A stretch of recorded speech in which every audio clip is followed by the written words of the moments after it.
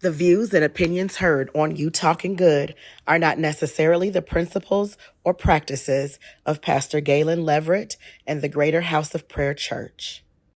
Good evening, good morning, good afternoon, This is You Talking Good with Minister Cheryl Fowler. We want to thank you. I know that we have been away for quite some time.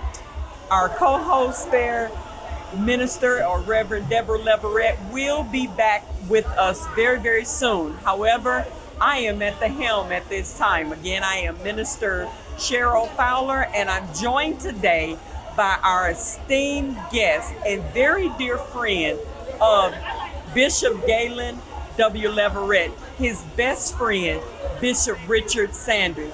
Good afternoon, Bishop Sanders. Good afternoon. How are you? I am wonderfully well. Thank you so much for coming on our show. It is called You Talking Good. For all of our viewers, thank you so much for your continued support. Please, you can find us on Apple Music. You can find us all over. We're on Spotify, wherever podcasts can be seen. Guess what, friends? We thank you for all of your support, and we're going to get right into these lovely questions because we don't want to hold up the bishop's time, but we want to know a little more. Bishop, first question for you. Tell me, or the viewers would want to know, how did you and Bishop Leverette become great friends? How did that relationship start? I met Bishop Leverette. Of course, I know him as Pete. Pete, okay. That's how I met him. Okay. He introduced himself as Pete Leverette. Pete Leverette, okay. I didn't know his name until maybe a year later. Oh, okay. And he said his name was Galen. I said, what? You said, wait. Yeah. But we met at school, okay. 1974. 1974. We were walking across campus. I spoke, he spoke. He asked me who I was, where I was from. Gotcha. Asked him the same thing. We started talking. Oh, wow. And been talking for the next 50 years. Oh, my goodness. 50 Yeah. years. 50. You all have been friends just as long as I've been alive. Absolutely. That is awesome. Awesome. So now, during your time at the college or university where you all met, did you immediately come right into the ministry, or were you already in ministry? Yeah. And I was already in ministry. Oh, okay. So I had been preaching like 6 years. I started when I was 12. Okay. So he was a deacon or a junior deacon. Okay. At the Mason Chapel Baptist Church in Leakesville.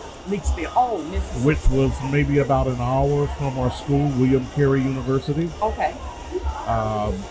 And we became good friends. We loved church. Oh, amen. We loved talking about church. Amen. We both had kind of an off-centered sense of humor. Okay. Dry sense of humor. So we were, that helped us to kind of get along. Absolutely. We loved to eat. Oh, amen. And so we laughed and we ate, and we just been good friends ever since. I could tell him stuff that he wouldn't tell, same thing. He's got secrets of mine, 50 years old. Wow. But I'm going to tell some of his. Well, guess what? It seems like you all have had such a wonderful, wonderful relationship, good friendship. Did you all, during that time, did you ever hold like ministry classes and things like that? We were in Old Testament class together. We took Old Testament, New Testament. We took psychology together. Okay. And I think we took world history. Okay. And we took, I think, biology together. Wow, so it seems like you had an assortment of classes where you all took together. So this helped continue to build that wonderful, wonderful friendship. Right. So now, Did you leave Leakesville after you graduated and went to California? And No, started? I'm not from Leakesville. He's Okay. from Leakesville. Okay. I'm okay. from Indianapolis, Indiana, right up to 65, man. Gotcha. I'm from that town. I understand. I understand. Okay. Gotcha. Now, how long have you been in California?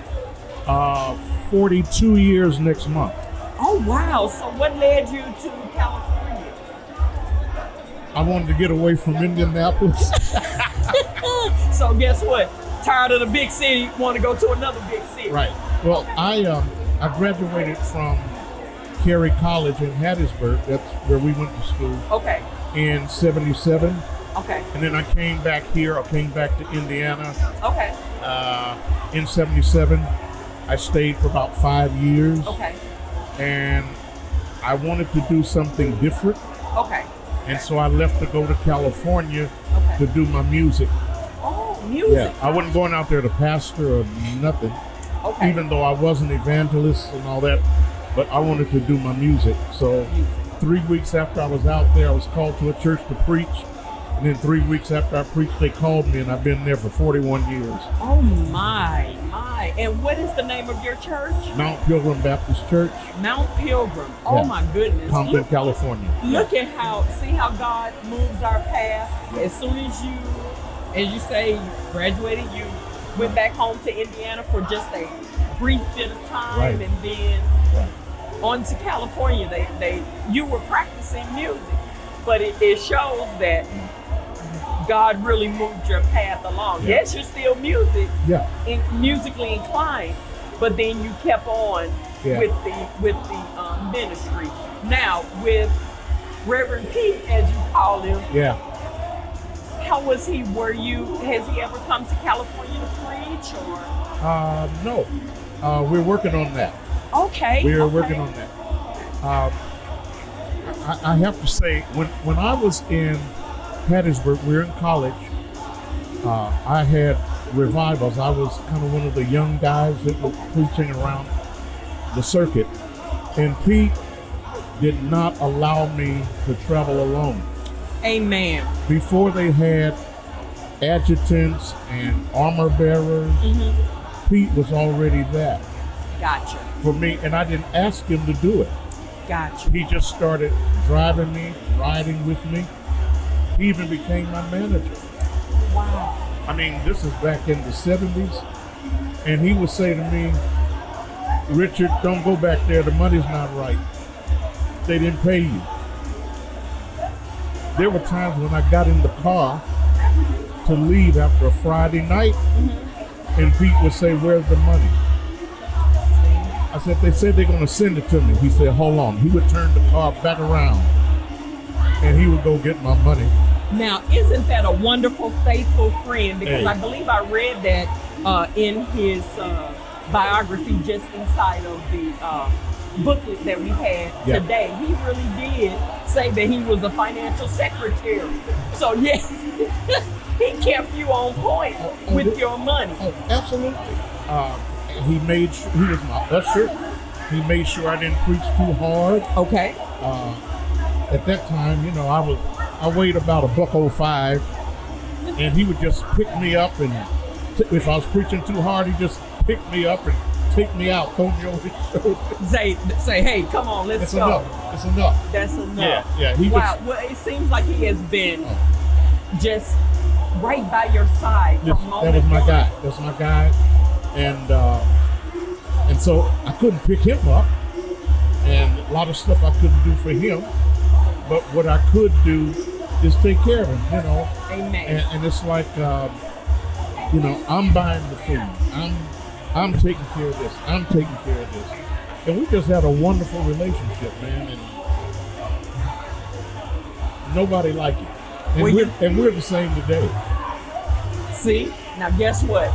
That shows that wonderful servant leadership that both of you Yeah. display. You're not going to let him overwork. He's not going to allow you to overwork. That's right. You all are going to do it together. And I am very proud to sit here to even interview you because, again, you all have been friends and have developed such a wonderful, wonderful relationship, not just in the ministry, but outside. I am supposed to be headed to the airport right now, but I changed my plans for Pete. Bishop Leverette. People, don't y'all try that Pete stuff. That's for the OGs. Absolutely. We are so grateful to you for taking your time to share with us your esteemed moments with Bishop Leverette. You've watched him grow. I'm sure he's watched you grow. This, what we used to do every day, all day, in the room, we would play sermon albums. Oh, really? All day. Oh, wow. From like Leo Daniels, C.L. Franklin, Caesar Clark, Jasper Williams. Oh, wow. And we would memorize the sermons. And we just do that all day. All day. And we loved it. Amen. But now I heard someone say that the prophet called him to preach when he got out here. Okay, and I believe all that. Okay. I believe it. Okay. I called Pete to preach in 1975. In room 202. In room 202. William Carey University. I told him, man, you're going to preach. Amen. He had a few choice words. He spoke in another tongue. Gotcha. It wasn't unknown, but and I have to admit, he's the same person then as he is that he is now. You know, the quiet, unassuming, humble. Very much so. You know, so to look at him, there was no preach around him anywhere. I mean, but I knew he was going to preach. He wanted to deke the rest of his life. Gotcha. But I told him, you're going to preach. I believe God must have given you the message to deliver to him no matter what and how it had to come out. And thank Prophet Johnson for making it happen. Absolutely. Absolutely. Clearly, he said he came to Illinois 44 years ago for another reason. Definitely not to preach. However, we can't stop the plans that God has for us. I'm trying to tell you. We would even, I tell you, Pete and I were crazy. We would sit up in the room and we would pretend we were pastors. Okay. And I'd say, hey, Doc, how you folk doing? He said, oh, man, they cutting up. I got this one deacon. He ain't worth. He said, how your folk doing? I said, man, listen, they're not paying their tithes. But we had a ball.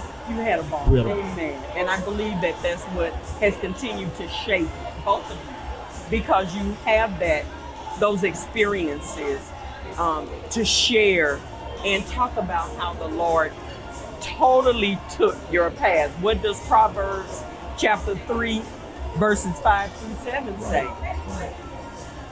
Lean not to thine own understanding. Absolutely. Definitely must acknowledge the Lord in all thy ways, and he will keep your path straight. Period. The one thing that Pete and I have, the bishop and I have, I can talk to him about anything. Yes.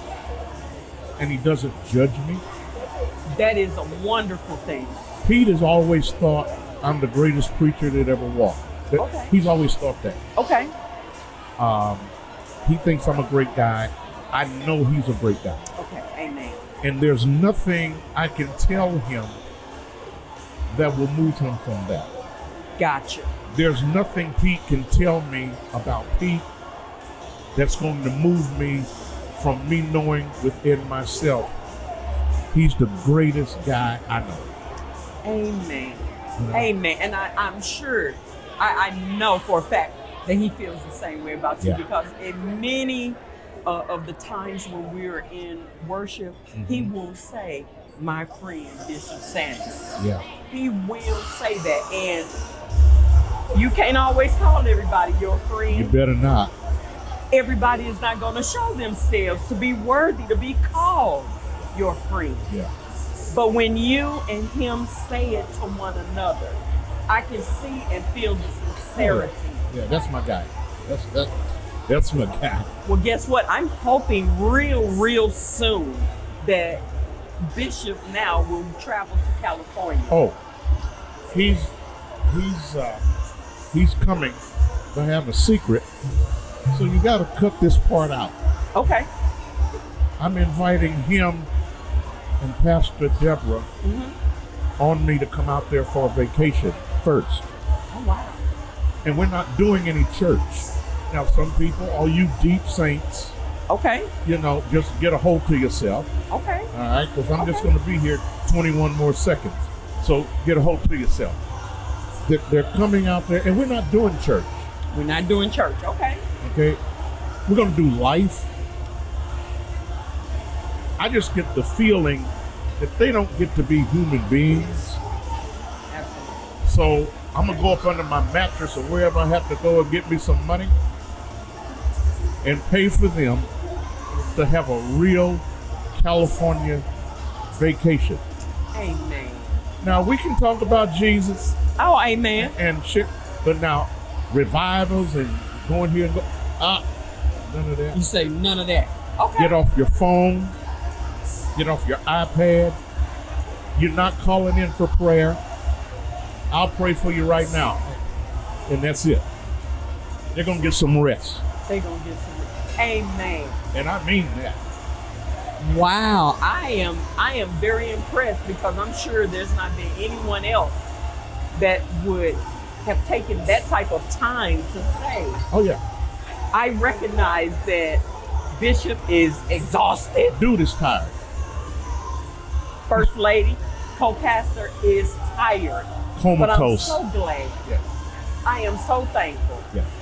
Man, my friends, I promise you, it has been so wonderful just to sit with Bishop Richard Sanders, who has traveled a long way 3,000 to come miles. and see 3,000 miles to come and see his dear friend, Bishop Galen W. Leverette, be elevated. We're so thankful that you joined in. Thank you, thank you, thank you. Thank you from the bottom of our hearts, from GHOP to all of us. We just say thank you. Friends, please continue to watch. Make sure you like, share, and subscribe this podcast. We thank you. Have a wonderful rest of your day. Peace out. I just remembered it's election day. Are you going to vote? I don't know. I don't think I'll have time today. Millions of eligible voters in America never make it to the polls or even register to vote. When you don't vote, you're letting other people make decisions for you and pick the things your taxes will pay for. Voting is more than a civic duty. It gives you a voice about the priorities and the future of your community and our nation. Voting gives you a seat at the table.